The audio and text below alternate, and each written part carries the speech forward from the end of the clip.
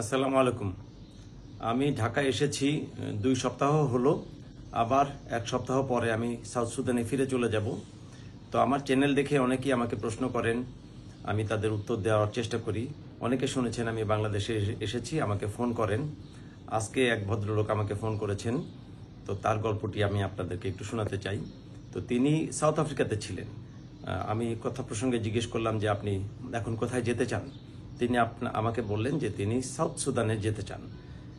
আমি তখন কথা প্রসঙ্গে তাকে বললাম যে হ্যাঁ, আমি শুনেছি সাউথ আফ্রিকাতে বাংলাদেশিদের উপরে আক্রমণ হয়, গুলি টুলি করে।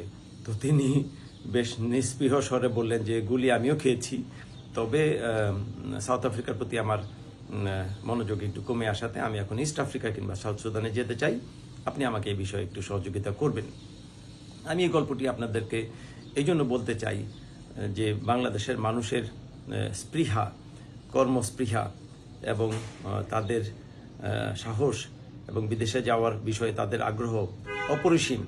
তিনি কি লেন্থে গিয়েছেন যে তার পরিবারের উন্নতির জন্য, দেশের উন্নতির জন্য দেশে বিদেশে বিভিন্ন ধরনের চ্যালেঞ্জ মোকাবেলা করেছেন এবং কোনো ধরনের আক্রমণ কিংবা কোনো ধরনের বিপদ তাকে নিরুৎসাহিত করতে পারেনি। আমি বাংলাদেশি মানুষের এই স্পৃহাকে সম্মান জানাই।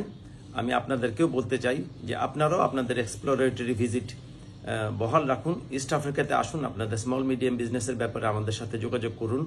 আমার চ্যানেলটি সাবস্ক্রাইব করে রাখুন, আমার হোয়াটসঅ্যাপ নাম্বার খোলা আছে, যোগাযোগ করুন এবং আমরা সর্বতোভাবে আপনাদেরকে সব ধরনের সহযোগিতা করার জন্য প্রস্তুত আছি।